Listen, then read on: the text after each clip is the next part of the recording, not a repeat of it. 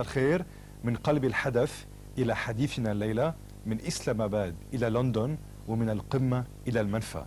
تحولات وتغيرات عديدة. بينظير بوتو أول امرأة تتزعم بلدا مسلما وتحمل إرثا سياسيا قيما في مجتمع يتخبط في الصراعات والاغتيالات والانقلابات العسكرية. انقلاب نواز شريف أطاح بها وأخرجها من السلطة والوطن، فإذا بانقلاب آخر لجنرال مشرف يدخل الشريف السجن. وبين ترقب وتريث وإعادة نظر ومراجعة حسابات نلتقيها الليلة في منفاها البريطاني ونحاور رئيسة وزراء الباكستان السابقة بنازير بوتو. مساء الخير, good evening, welcome and thanks for being with us tonight. I have so many questions really, I have so many issues and points I would like to dwell them upon tonight with you. So I hope you're ready to answer all those questions really I would like to raise with you. First of all, Benazir Bhutto, do you consider yourself the model of a third world leader? I consider myself a third world leader. Times have changed. Women today are taking part with men in careers. Our identities are based not only on being mothers, but in terms of being leaders. I've never heard a third world leader described as a father, and so I would like to be described as a leader rather than a mother, although I take great pride in being a mother. It enriches my life. Do you think by having been, the leader of Pakistan, by having been the Prime Minister of Pakistan, have you entered history? Well, this is for history to decide. As a Pakistani citizen, I did my duty to the people of Pakistan when there was military dictatorship. I fought against that and helped restore democracy. As a political leader, I was concerned about the social status of our people and tried to rectify that by increasing literacy rates, reducing infant mortality, providing clean drinking water to whole villages that had never had it in the past. And as a woman, I tried to help other women in Pakistan and beyond by being a role model. You're coming from a political family, so you have a certain weight you're carrying. There is a certain political dynasty. Tell me, when we're talking about a dynasty, a political dynasty, can we talk about democracy? Well, I don't believe in political dynasties. I believe that the people of Pakistan turned to me during the days of military rule, partly because of my name. Yes, they knew me because of my name, so I had an entrance in politics. But I had to pay the price. I spent nearly 6 years in imprisonment. I had to tour the country and endure physically difficult schedules to reach out to people. And then I had to make a team. I had to have an organization and a team. So yes, in a sense, the name helped. But after the name, there was a lot that I had to do myself. I don't believe I got there by virtue of my birth. I believe I got there because the people needed a leader at a critical juncture. They turned to me, and I was able to redeem their faith by working for them. Benazir Bhutto, in that part of world, in the third world, why are leaders always considered or accused of corruption and of abuse of power? First of all, because the world politics has changed. The World Bank and other international institutions are now putting emphasis on transparency and good governance. In the past, a blind eye was turned to government patronage. In the past, there were a lot of dictators who doled out contracts. Now that we've moved into a democratic world and there is a great degree of competition between the countries of the G8 for contracts in the developing world, we see that the developed countries are demanding standards of transparency. What's happened, which is good, we welcome that. But what's happening back in Pakistan and perhaps other countries is that corruption is no longer a social issue, it's become a political issue. If you want to get a political opponent, you don't do it on political grounds. You don't say that politically the education policy is bad or the health policy is bad. You turn around and slander them. So this personalization of politics is very detrimental. Now we want to avoid that. And we are suggesting that Pakistan sign the International Convention of Human Rights and the optional documents. Because if Pakistan signs such a document, and other countries do too, then victims of judicial abuse and political victimization will be able to go to the United Nations. We want that right. I want that right. I served my people honestly and selflessly. And for 3 years, my fundamental human rights have been stripped away from me, from my husband, from my party colleagues. We have been subjected to mental torture and agony, and we want a redress. When you used to rule, when you were a ruler, when you were governing, were you just towards all your opponents? Very much so. I did my job. I wasn't a policewoman. I didn't set up special courts, and I didn't have special laws. But as soon as I was overthrown, in a military-backed exercise, those who came after me, like President Laghari and Prime Minister Nawaz Sharif, they made special laws with retrospective effect. They set up special courts. They began midnight raids. They arrested people and tortured them, even when they were foreign nationals. The Financial Times has just written about how a British citizen had Russian roulette played with him, guns put to his head, and said, "We want Bhutto, we want Zardari," lie, signed the statement. This happened all the time in Pakistan. Didn't happen when I was Prime Minister. When I was Prime Minister, we were bringing foreign investment from the world. Now that these people have come, they're driving investment away. They're increasing the miseries of our people, and they are abusing the whole process. We have to decide, is the Prime Minister of Pakistan a Prime Minister or a policeman?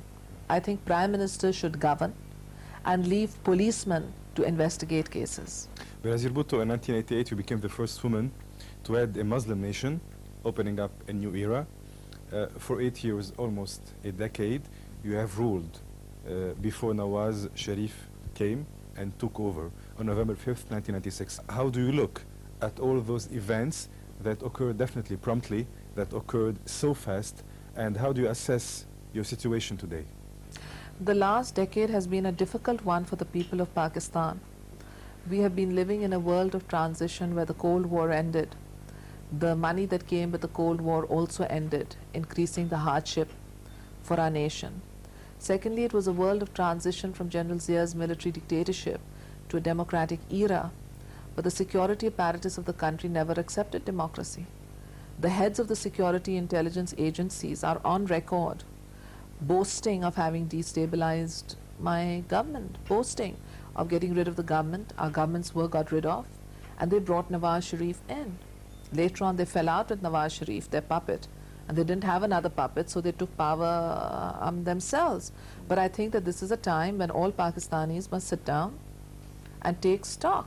Did politicians fail, or did democracy derail because the powerful security apparatus had an agenda of its own and did not trust the liberal popular leaders who might not have supported the Taliban in Afghanistan and who might not have supported a hawkish policy vis-a-vis India, who might not have supported concentrating on missiles instead of concentrating on markets. Benazir Bhutto, you have been facing a corruption scandal since last April. Actually, you've been convicted of embezzling more than $2 billion. You have denied all those charges. Excuse me, I must interrupt you here. You've mentioned 3 things. You said that I've been fighting corruption charges. No. I've been politically persecuted. All my rights have been stripped from me. The right to my family's happiness, my husband has been held hostage. Our right to a fair and open trial, our right to an unbiased judge, to lawyers, our lawyers kept getting arrested, to defense witnesses, I was denied defense witness. A court has got an international definition. I was not tried by a court as it is defined in the Pakistani constitution or in the United Nations constitution. I was burnt at the stake like a witch that had been demonized before. Secondly, I was not convicted of taking $2 billion. They couldn't find one account of mine, not one account. They couldn't find $1. Legitimate or illegitimate is a separate issue. First come up with $1. They couldn't even find that. All they found was that a Swiss firm called SGS helped Pakistan raise its revenues and took a consultancy fee. That consultancy fee was of $6 million, and it was not paid to my husband, and it was not paid to me. It was paid to the consultant of the Swiss firm. In return for those 6 million rupees, Pakistan's revenues increased dramatically for every 6 rupees previously collected, an extra rupee was collected. So yes, there was a Swiss firm. It was paid a consultancy fee, not to the Prime Minister or her husband, but to its consultants. And as time proved, that Swiss firm was a good decision because it delivered to the people of Pakistan. Now, where was my wrongdoing? That was not proved. Where was my enrichment? That was not proved. But instead, a contract that benefited Pakistan was twisted to try and take away from me my liberty, to take away from me all my ancestral property that had existed before Pakistan came into being, and to ensure that I never worked again by saying that there would be an $8 million fine. So not only would I not have what I already owned, but that if I ever went abroad and tried to seek a living in future, even that money would be taken. You can see from the venom of the sentence that it had nothing to do with corruption. It was all about politics. My father was physically assassinated.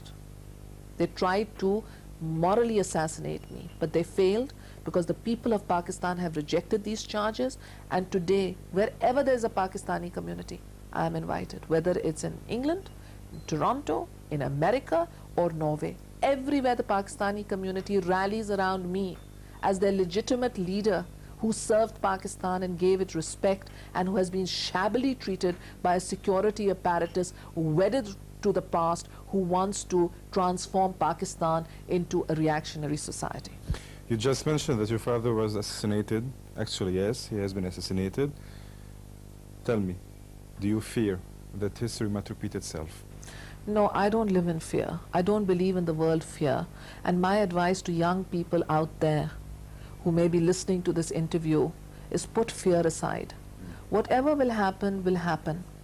So don't live in suspense of what is going to happen. You've got your life. It's given to you once to lead. You do what you think is right and leave tomorrow to another day. It's like the song, Que sera, sera. Yes, you have done your research very well. This was a song that my father used to sing to me, and I couldn't understand its importance when he used to say whatever will be, will be. And even in Islam, if you look at it, people say inshallah, by the will of Allah, if Allah wills. So in a sense, there's so much wisdom to do what you think is right, to make the best of the opportunities that life gives to you, and not to worry about what will happen. And if you don't worry about it, maybe it will never happen. Benazir Bhutto, tell me, in the third world where we're living, both of us, you think that justice exists? No, justice does not exist in the third world. And we have two choices. We either accept that justice does not exist, or we fight it. And we take examples of injustice, whether to us or whether to others, to ensure that the unjust ways end. But you're right, in the third world, so far, there will be few areas where there is justice. However, we are heading towards the 21st century, and I think people in the third world deserve a better future. I would like to see Pakistan and all other countries work towards a more equitable order where human beings, where citizens are respected and given human dignity. Definitely. But to fight, we should have the means. And it's not evident to have the means of our fight. Yes, it is true that it is not easy always to fight. And I am, in a sense, lucky that I am able to fight because I have the support of my party and I have a huge political platform. And so when I fight, I don't believe I'm fighting just for myself. I believe I'm fighting for something more. If I'm the former Prime Minister of Pakistan and my fundamental rights have been stripped away, what guarantee do other Pakistanis have? I try to change that by having a separation of the executive from the judiciary. And I try to change that by appointing liberal judges to Pakistan's judiciary. But the patriarchal judges, wedded to the old order, threw out all the judges that I had made. And now I am saying in my party's platform that we need a new system of judicial appointments because the judiciary is at the heart of the rule of law. We need to have a depoliticized judiciary that can give protection to victims And we need to put Pakistan's judicial record as part of the larger global effort at ensuring human rights. And frankly, I think that this is a much better opportunity than in the past. This is an age where generals like Pinochet get arrested when the time in office is over. So it's important for all of us not to fear might, but to fight for what is right. You know, you are the head of the Pakistan's People Party, 3P. And this party was founded by your father, Zulfiqar Ali Bhutto. And now you happen to be the head of this party. Tell me, how are you being able to communicate, to coordinate with this party? Well, it's marvelous what the world of communications has done. I coordinate with my party in Pakistan largely through the computer, but I don't communicate in an individual basis. My party has got federal and provincial organizations, so I coordinate with the organizations in different areas. For instance, I have an organization for each of the federating units of Pakistan, and I'm able to coordinate with the central party or for the areas looking after the federating unit. And so we have a great exchange. I'm also able to communicate with our press officers, which keep me informed about what is going on in the world. They tell me about the Urdu press, the English press, the Sindhi press, the foreign press. So I get a lot of information, and information is knowledge, and knowledge is power. Mrs. Bhutto, you said that the lawyers who are working for you, who are dealing with your case, are being tortured from time to another. Now they have asked for a final appeal. If the Supreme Court disregards this appeal or refuses it, you'll be facing 5 years in jail, $10 million fine, confiscation of all your property, as well as disqualification from public office.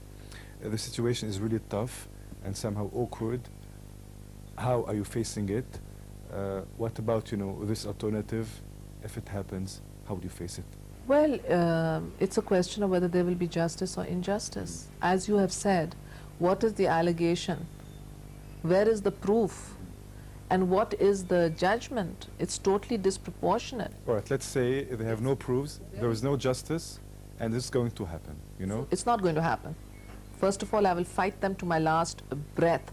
I will not allow people to seize the rights of citizens of Pakistan because they have a lust for power that has already resulted in the shame and humiliation of Pakistan.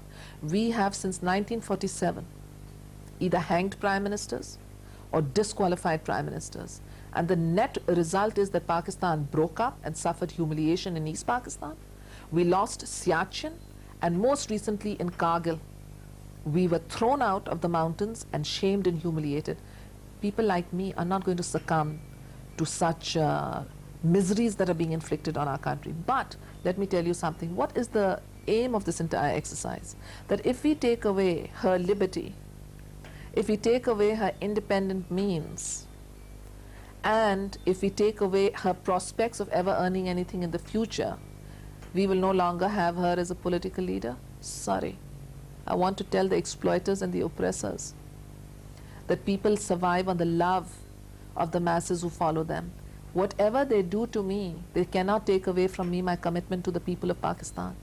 And it is the people of Pakistan whom I serve and the people of Pakistan who will defend me.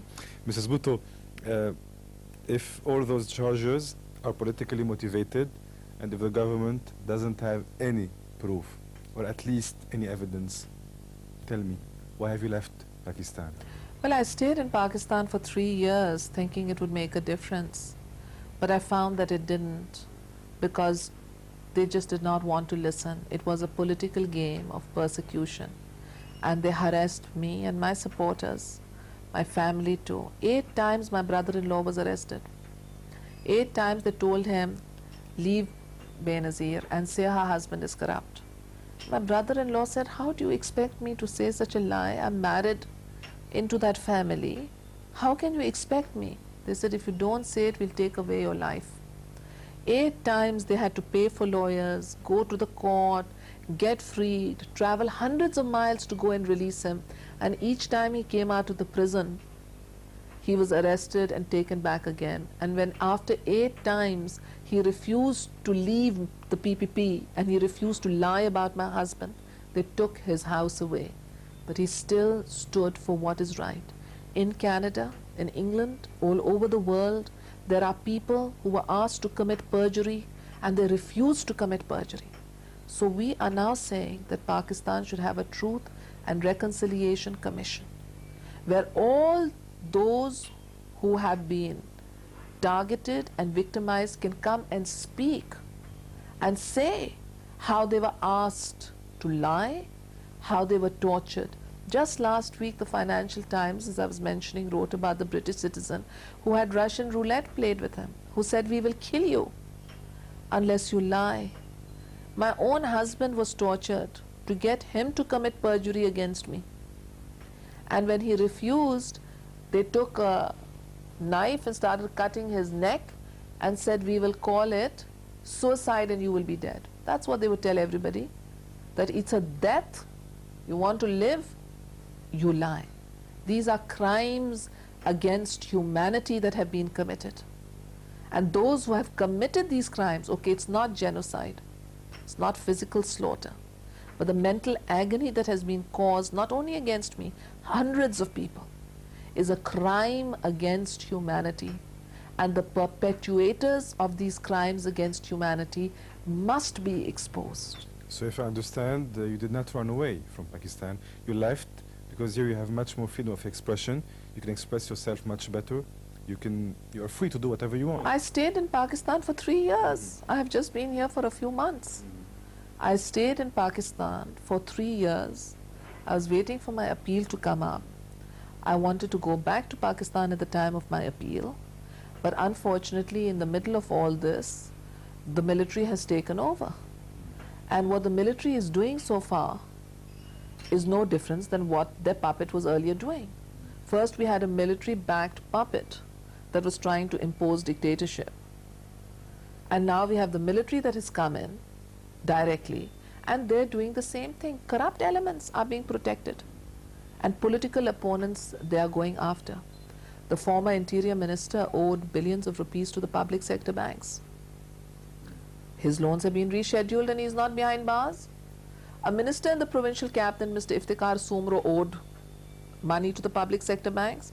He is not going to the jail, he's instead been inducted as a minister. But those people of the Muslim League and the People's Party who are not wanted on political consideration, they are being targeted. So I say to them, okay, you want to target us, go ahead and target us. But what crime have 140 million Pakistanis committed that their miseries should increase? You know, when I was Prime Minister, it was nearly $500 per capita income in Pakistan, just 3 years ago. Now per capita income in Pakistan has dropped by more than $100. How much more is it to drop? How much more are people to starve and to suffer simply because a band of people who are unelected and unrepresentative want to hold Pakistan hostage? Benazir Bhutto, your husband, Asif Zardari, dubbed Mr. 10% and Mr. 40%, independent, is now in jail. He has a sentence of 5 years, has already spent 3 years, so he still has 2 other years. How is he doing? My husband, Senator Zardari, comes from one of the oldest families of Sindh and one of the most respected families of Sindh. His grandfather was decorated by the Turkish Caliphate, because in the 20s you had the Khilafat system, you will remember, and he was also decorated by the British for his services in education. The oldest university in what is now Pakistan, set up, the first and the oldest, was set up by my husband, Senator Zardari's grandfather. He has come from a distinguished family but has been subjected to verbal abuse by my opponents who call him Mr. 10% and Mr. 40%. My husband comes from a business family that has had insurance, banking, and during the days of General Zia, in an open auction, outbid everybody else to build a 5-star hotel. My husband is in real estate, does not do government jobs. And you know that people in real estate, in the Arab world or the Muslim world, are all rich and successful. My husband is a rich and successful person who had no need of government commissions. But he has been subjected to verbal abuse and to physical abuse. Under Pakistani law, nobody can be kept behind for more than 2 years if they're not convicted. My husband's conviction has been set aside by the Supreme Court of Pakistan until his appeal is heard. And yet he has spent 3 years in prison. 3 years is the equivalent of a 5-year sentence. During this period, he has been involved in several murder cases. Just because when you have a death threat hanging over your head, people fall apart. I am proud of him that he has not fallen apart. My husband and I have now decided, although he comes from a political family and I come from a political family, that either he will do politics or I will do politics, because we understand that each of us are being used against the other. How is he doing today? He's a brave and courageous man. No, he's not fine. How can you be fine when you've been kept behind bars unfairly? How can you be fine when you're an honest, self-respecting human being who had a flourishing business, and suddenly you see yourself being decimated in this fashion? How can you be fine when you have a 3-year-old child who's turned 6 and you can't even go to her birthday parties or hold her in your arms because there is a vendetta going on against you for your political beliefs? He's not fine. I'm not fine. But we are giving the sacrifice for the people of Pakistan because we love the people of Pakistan, and we want to show that political leaders will not succumb and bend their heads between those who want to strip the country of democratic rights and want to steal from our people their social and economic rights. We will fight them.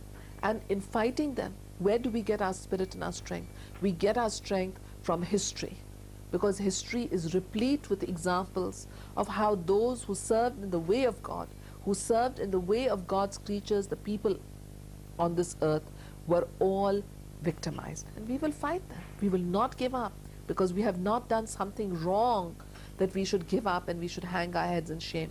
When Mr. Nawaz Sharif was accused of taking money from public sector banks, he couldn't deny it. But no such accusation was made against my husband. No such accusation was made against any member of my family or my husband's family. But somehow or the other, there's this belief that if you are in business and you have money, then money is a sin. And it is this attitude which has led to the collapse of the Pakistani economy.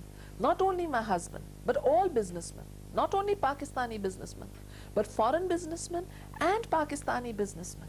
They have all been charged with corruption.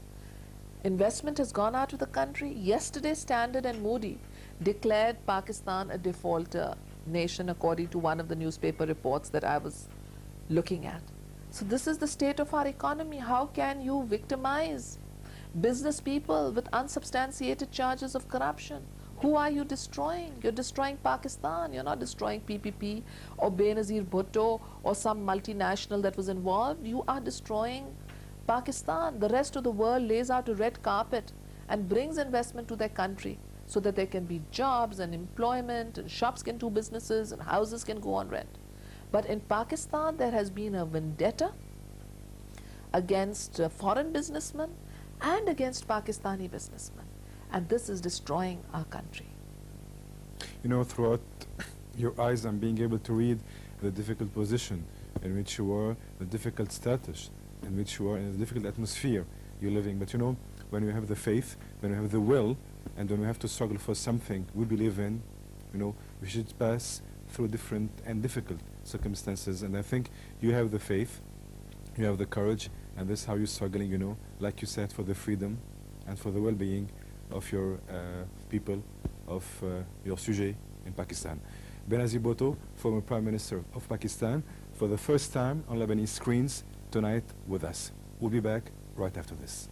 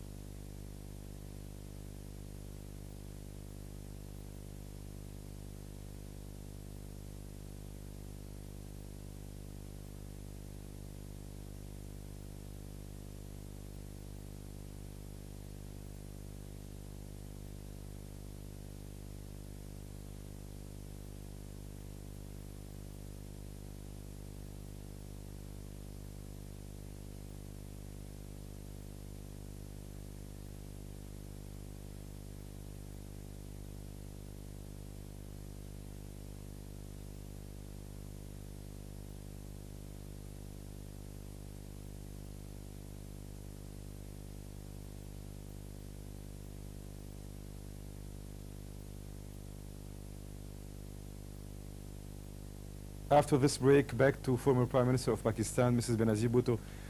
Welcome again, and thanks once again for being with us tonight. Tell me, Benazir Bhutto, after the coup d'etat of Mishrif, do you intend to go back to Pakistan sooner than what was projected before?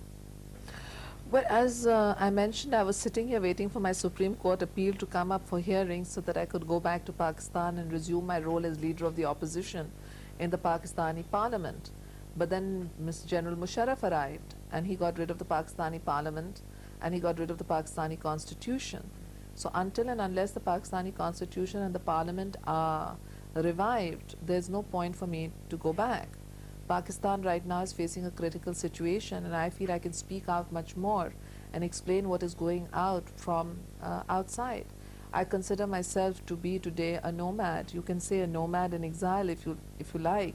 In the old days, we used to read about how there'd be all these herdsmen, and they'd pick up their tents and they'd pick up their sheep and they'd travel from city to city. And I now pick up my little computer and I travel from city to city. I'm going to Leeds day after tomorrow to address the community. From there, I'm going on to Norway. And after I finish with Norway, I'm planning to proceed to Connecticut.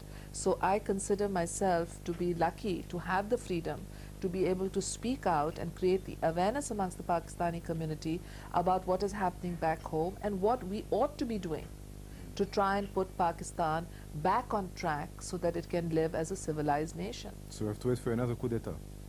Oh, I don't know. There are a lot of people who say that there will be another coup d'etat. I hope not. I think that General Musharraf will find that governing Pakistan is not an easy task. We had all hoped, you know, when he came in, he said that Nawaz Sharif was sacking me and he was going to kill all of us in the aeroplane, and there were 200 passengers whose lives were in danger, and so we had to come in to restore democracy. So everybody was very happy that the general has been forced to come in to restore democracy. But 1 month has passed and we haven't seen any restoration of democracy. Instead, we've seen a whole bunch of political opportunists gather around the general and tell the general that you are a messiah and the country needs you to turn the economy around. Now you tell me, how can a general turn the economy around? Our economy is in trouble because we have such huge debt and we have such huge defense expenditures that we have to keep raising the price of petrol. The general is going to raise the price of petrol in a few months. So really the choice for the people of Pakistan is, what role do we want for ourselves? Do we want to go on as a militaristic state that spends all its resources on maintaining and sustaining a military, or do we want to make the necessary changes in our foreign policy that will enable our economy to bear the costs of that foreign policy? Do we want to become Russia? Because Russia had such an ambitious foreign policy that in the end its people didn't have wheat to eat. They couldn't afford that policy. Was the change that occurred in Pakistan a surprise for you, or were you expecting it? Well, it was a surprise and it was not a surprise. You see, since 1996, when my government was overthrown, I have been hearing how there is a group of people who are anti-democracy, and they don't want democracy, and they want to turn Pakistan into a non-democratic country. So I've been hearing about that. It did come as a surprise to me. It didn't come as a surprise because I knew they wanted to even get rid of Nawaz, but it did come as a surprise to me because if Nawaz hadn't sacked the army chief, the army wouldn't have reacted. Nawaz Sharif sacked the army chief to control the army. The army didn't want to be controlled, so it reacted, and was very surprising because in the morning we woke up and we heard Nawaz is going to be there for the next 20 years, he's controlled the army. And then 45 minutes later we heard, no, Nawaz is arrested and the army has refused to accept him. So it was a surprise, and it was not a surprise. I had actually heard that, you know, if Nawaz Sharif removes the army chief, the army will react. So when I got the phone call telling me that Nawaz Sharif has sacked the army chief, so I rang up this friend of mine. I said, you told me the army is going to react. What's happening? And he said, oh, I don't know what is happening. 45 minutes later, they did react. It's very sad what happened in Pakistan. In fact, since November 4th, when the PPP government was thrown, the country has been declining. We had rigged elections. We had an undemocratic government, the attack on the Supreme Court, the attack on the press, the attack on the opposition. See, a situation was created by getting rid of the popular forces, where we went on sinking more and more into repression. And now the military came, they have a choice. They can either keep their own respect intact and take the country back to democracy, or they can go and do more repression. But what will repression do? Repression can't feed people. Repression can't make the country prosper. So I feel very sad at the turn of events. You think that Washington gave General Musharraf green light to make his move? Well, people close to General Musharraf say that Washington gave General Musharraf the green light to come and clean up the country. But I don't see any overt signs of that. The White House and the State Department have been very strong in condemning the military intervention. So we have the overt statements by the West distancing itself from the military dictatorship. But we have people who are close to the military dictatorship say that they have such a blessing. I doubt it. I think they're just saying this to try and get some legitimacy. When he first took over, I think you had hope, and you tried to be in touch with him and you tried to call him. Have you succeeded? No, I did not. I think he was trying to keep an arm's distance from all political leaders. I did make one attempt to get in touch with him because I wanted to tell him, don't do away with the parliament. If you want Pakistan's respect, it's important for us to keep the constitution. So allow political leaders like myself to return, allow the politicians inside the National Assembly to make a new government, because Mr. Nawaz Sharif was very unpopular. So I felt that we could have an in-house parliamentary change, and while keeping the constitution and the parliament, we could have a change of government. But I didn't have the chance to say that to him because he didn't want to take the call, and I think that was a mistake. I think it was a mistake doing away with the parliament. I didn't have a majority in that parliament.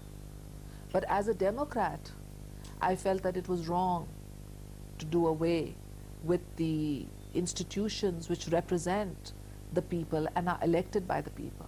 I thought it was an insult to the people of Pakistan. The military think that they have a mission to run Pakistan, and for half our country's history they've been running Pakistan. But each time they run Pakistan, we end up in more difficulty. We either lose the eastern wing or lose Siachen, or when they're calling the shots, lose Kargil. On the other hand, they don't let political leaders work. You look at the prime ministers, what has happened to them. Prime Minister ا.اغتیلت was shot dead. Prime Minister Surawardi was disqualified by an abuse of the judicial process. Prime Minister Zulfikar Ali Bhutto was hanged.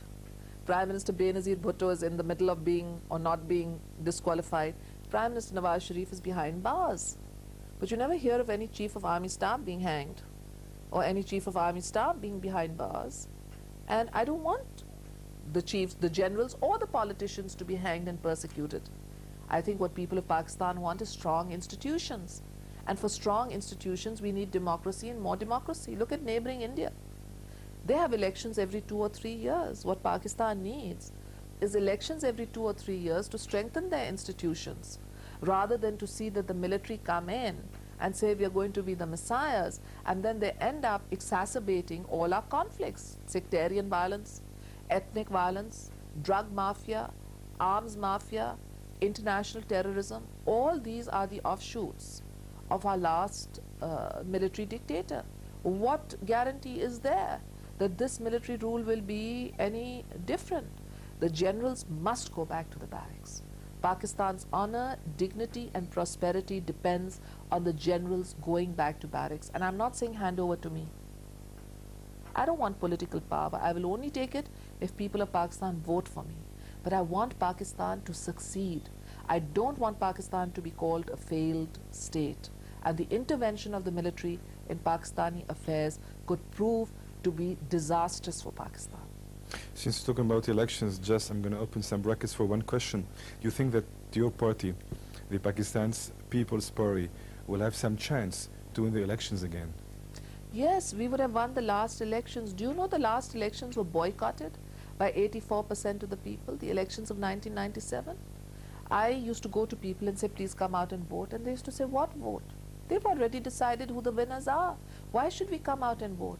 I said, please, no, they did not vote. Only 16% voted, and 8% voted for Mr. Nawaz Sharif. So the last elections were boycotted by the people because they weren't fair. If the next elections are going to be fair, if the results are going to be counted by the returning officers, if citizens are going to have the right of multi-identity vote, then we will win. But right now, if you go inside the polling booth and show them one identity card saying you're Benazir Bhutto, they let you vote, but they won't let me vote. And I may go blue in the face saying, no, I'm Benazir. But they'll say, sorry, he's got your ID card, and we won't let you vote. So the single ID card, where anybody can pretend to be anybody, is wrong. And what we're saying is that there should be a multi-ID card so that I can challenge it and say, look, his ID card is wrong. Here's my bank card. Here's my driving license. I can prove I am Benazir, and this gentleman is not Benazir. So what we really need is fair elections, and if there are fair elections, I have no doubt that the Pakistan People's Party will win those elections, and I have no doubt that some of the other parties will win too. I think Mr. Nawaz Sharif will certainly get some seats, as will some of the other parties, and we have to learn to work in Parliament together. We cannot go on fighting each other, because after all, there are only so many political parties, and every time you hold an election, it's the same people who get elected. Today in Pakistan, how do you estimate the degree of your popularity? Well, it depends where we're talking about the popularity. If you talk about the poverty-stricken areas of Pakistan, if you talk about the rural farmers who don't get a fair deal, if you talk about the laborer who goes out and does daily wage labor to earn an income, they all support the Pakistan People's Party. But if we're talking about the professional classes, we're talking about the urban professional classes, they don't support the PPP and they don't support Mr. Nawaz Sharif. They basically support the military, or they don't know what they support. So the professionals are the ones who are dislocated. And we want to bring changes, we want to bring a list system, because if professionals can come into Parliament, then they will join us. But right now, our support is amongst the poor people of Pakistan, amongst the traders, amongst the small farmers, amongst the laborers, amongst the students. They are still very much with us. Although I'm told that some members of the business community are now saying that when the People's Party was in power, our businesses did well. And ever since the People's Party has gone out of power, the stock exchange is silent and activity has stopped. Benazir Bhutto, some Arab countries boosted General Musharraf and backed him up. For instance, Saudi Arabia. What do you think? Well, Saudi Arabia is a friend of Pakistan's, and they've been good to me when I've been Prime Minister, as have the other Muslim countries. So I wouldn't like to say anything about them. I think Saudi Arabia basically does not like to interfere in the internal affairs of other countries, and they have taken this position. Yes, they have done that, and I'm not going to say anything about it. Of course, I would have preferred it if they had told Mr. Musharraf to take the country back to democracy, but then they have to do what they think is right and not what I think is right. Pakistan has got nuclear weapons. Is it aware of the importance of this power? Well, the nuclear issue is an issue which is not yet explained in full detail to the people of Pakistan. There's a sense that we become a great nation if we have nuclear power.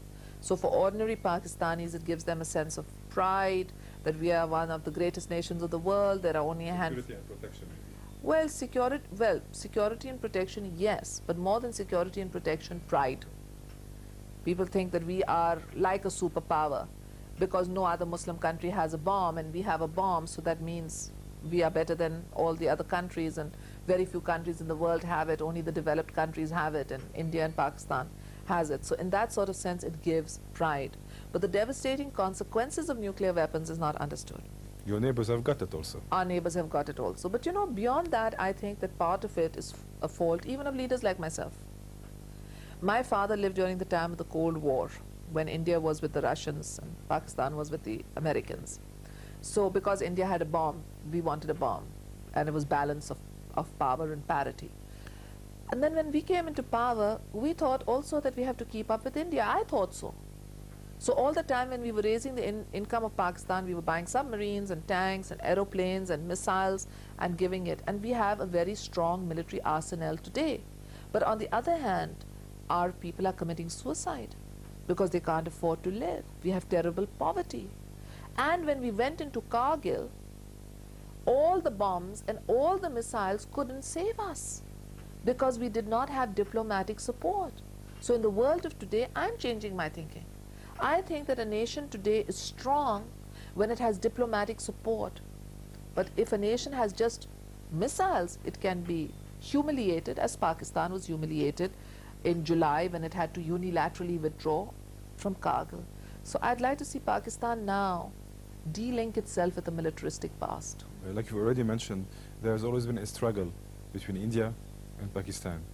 You think there's a certain threat of a nuclear war between those two countries?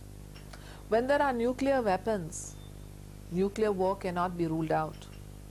Pakistan and India came very close to a clash in July 1999, and the Indians were threatening to cross the line of control. Had they crossed the line of control and things gone wrong, Pakistan could have very well ended up using the nuclear weapons. I think Pakistan has to now define its core defense needs.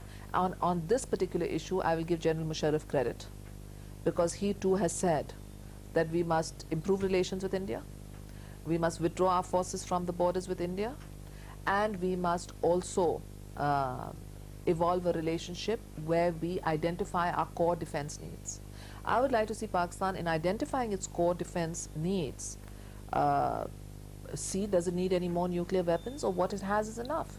And if what we have is enough, then there should be some freeze involved, so Pakistan is not caught in an arms race that leads to increased taxes on the people of Pakistan and increased poverty. How important today is geopolitics to Pakistan? It's very important. I think that these are the national elements that need to be put together. That is, what is our foreign policy? And that, do we have the means to back up our foreign policy? In the past, the West gave us the money for our foreign policy. We had war with India, we had tension with India, because the Americans needed us for communism. But now communism is dead, and the Americans no longer need us for communism, so they're not giving us $4.6 billion of aid or military planes, F-16s, and military and free weed. We have to pay for everything. And if we have to pay for everything, where is the money to come from?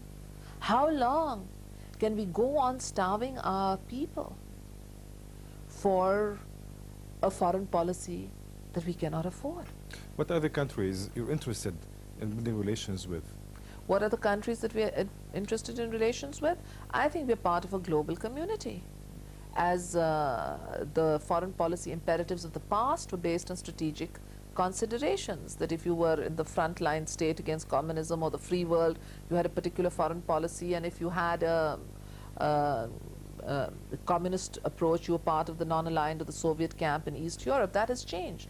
You are today close to those countries that can help you economically. It depends on your markets. Today my markets may agree with that of India, tomorrow they may agree with that of the Gulf, day after tomorrow they may agree with that of Europe. It is markets, it is investment. We are in a whole new global arena, and I think that the countries that have the ability to transform their markets through decentralization and deregulation are the ones that are going to call the shots. If an agreement happens between Pakistan and India, will Washington agree upon? Washington would like to facilitate a dialogue between India and Pakistan. And I think it's important for the leaders of India and Pakistan to sit across the table. I regret that in my second tenure as Prime Minister, I did not take a personal initiative to have a dialogue with India, and due to my activities, the tensions between our two countries increased. I think it's important for India and Pakistan to sit down and discuss what steps can be taken to appease the Kashmiri people, who are represented by the All Parties Hurriyat Conference, and what steps can be taken for the future of South Asia, because South Asia does have a future, and that future is through a common market. I believe the quickest route to South Asian prosperity is by having common tariffs, common market, free flow of people, and free flow of ideas, and I'd like to see Pakistan under my leadership work for that. Let's cross our fingers.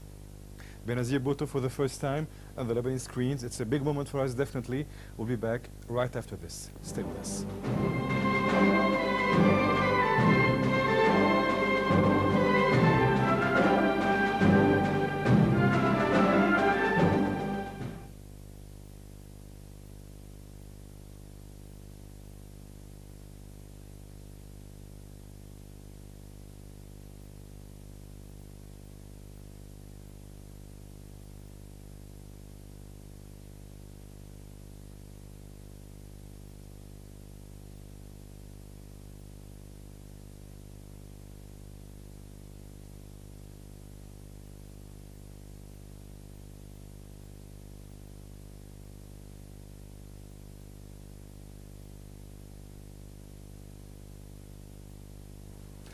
Benazir Bhutto, some people said you were the new Imelda Marcos. What do you think? How can they say such a thing? Imelda Marcos was the wife of a dictator who had seized power in a military coup. I was the democratically elected leader of the people of Pakistan. I was not a spouse. I was a leader in my own right. And I did not seize power at the point of a gun. I came in through the legitimate right of my people to elect me. Marcos was a power unto himself. He could decide whatever he wanted to decide. Who would question him? I was a democratic leader who had to work in a system of checks and balances.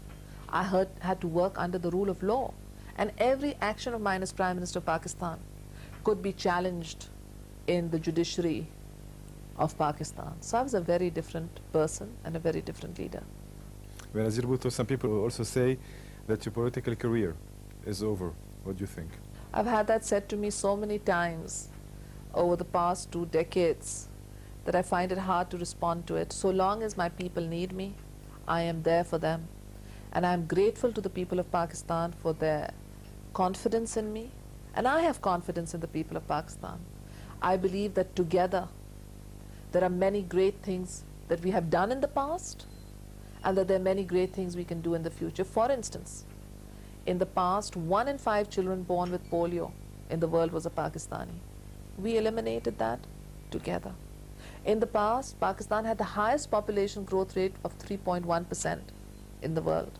We brought that down to 2.3%. In the past, Pakistan was a bankrupt country, but we doubled the revenues. And when we were removed, Pakistan again went bankrupt. So I think that there are many great things that the people of Pakistan and I can do together, and that we'll continue to do it together for the sake of Pakistan. What is the sentence your father told you and you remember mostly? My father told me many things, but at the end of the day, he told me to always work for the poor, the deprived, the weak, and the discriminated. And that is something I would like to do in politics and out of politics. He told me that you are privileged to have a good education, but remember all the people who cannot have that education. And so throughout my life, I have been motivated to try and think of others rather than to think of myself. And throughout the times of difficulty, when I am in personal difficulty, or when my children tell me that, Mama, why are you not here? I say to them, because I work for other children, and I work for others. And that is the strongest advice or influence that my father left me with. And I don't know, there are times when I say that this life is too tormented, that the triumphs have been great, but the tragedies have been great too. And I wonder why I can't break loose. And perhaps one of the reasons that I can't do that is because of what my father told me. You've got 3 children, aged 11, 9, and 6. Tell me, why did you choose, why have you chosen Dubai to install them over there? I love Dubai. It's close to Pakistan. It's an hour and a half away. It's got a very large Pakistani population, and indeed a South Asian population. Arabs are very similar to Pakistanis. So I really feel it is home away from home. And then His Highness Sheikh Zayed has always been very kind towards my family. And so it gives me a sense of security to be living in a country with a ruler who is kind and compassionate. It really gives me the strength to cope with the many different challenges that have come up in my own life. Benazir Bhutto, you seem very tough in general, but when we talk to you, when we get to know you, we find out that you are very sensitive. Tell me, how are you as a mother? Well, I think all mothers are very soft towards their children, and I am also very soft towards my children. I love my children dearly, and I long to spend more time with them. I think children are little miracles that God gives. They come up with so many different things, and they look at the world with a totally different eye than those of us whom society has shaped and fashioned. And I'm grateful to God to have a family. I never wanted to get married.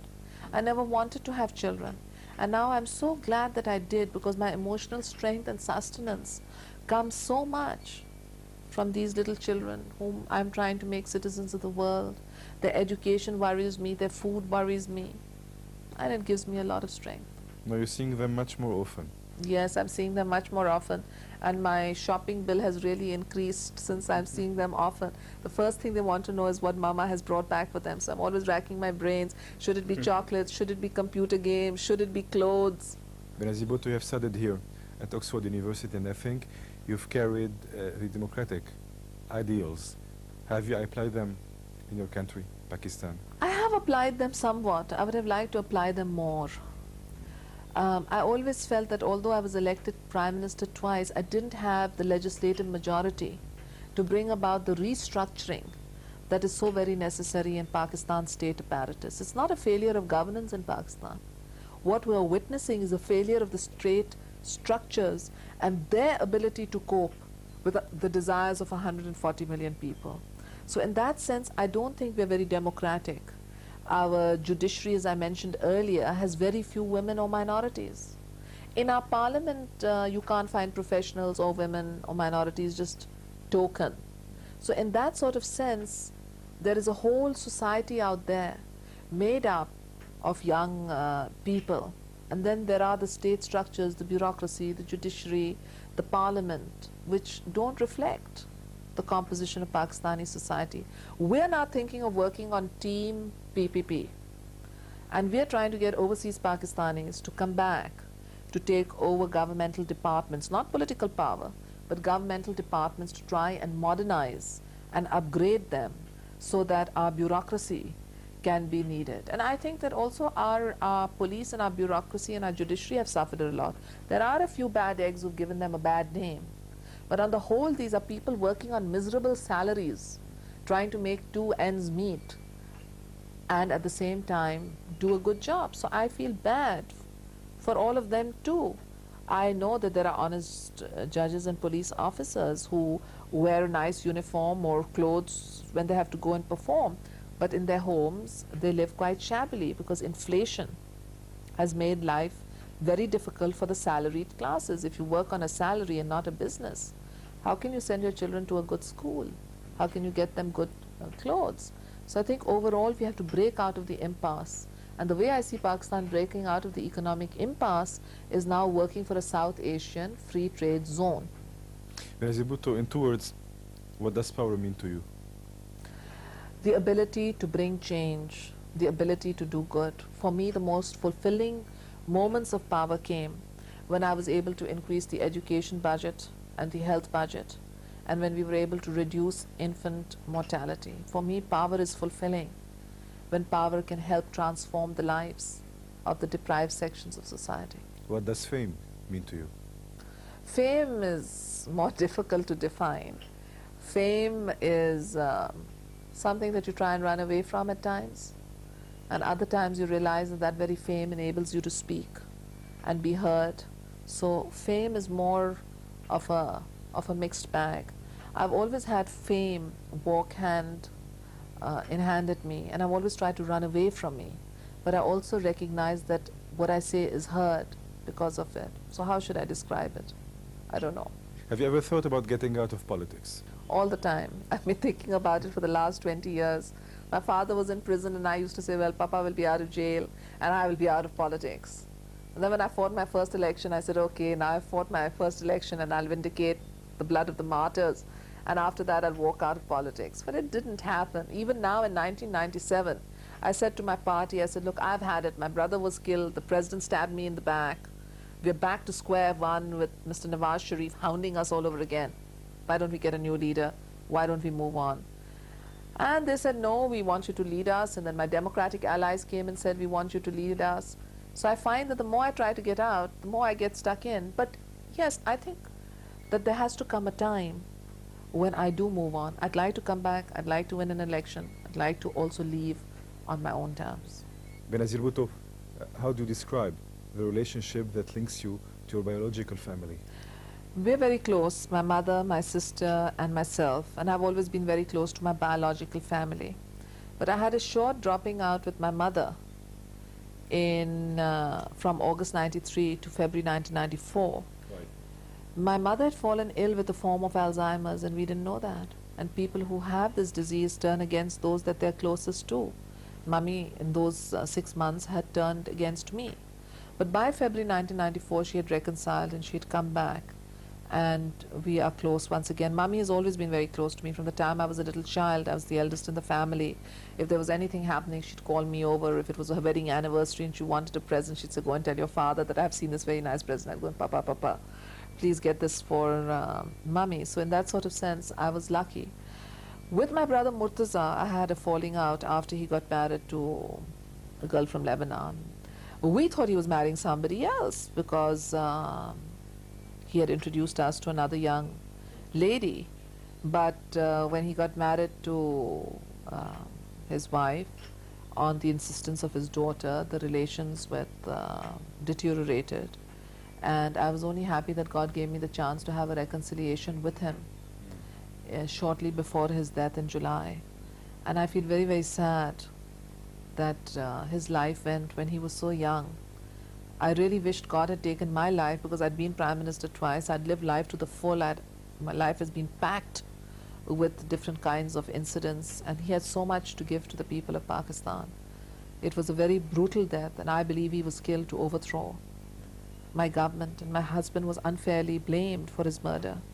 But subsequently, a judicial inquiry cleared my husband and said that all the allegations against him were based on hearsay and were without any evidentiary value. But despite that clearing of his name, cases against him are continuing. So you have a funny situation where he's been cleared by a judge of the Supreme Court, and you've got a very junior Sessions Court judge still trying him for the same matter. Who do you accuse of being after the death of your brother?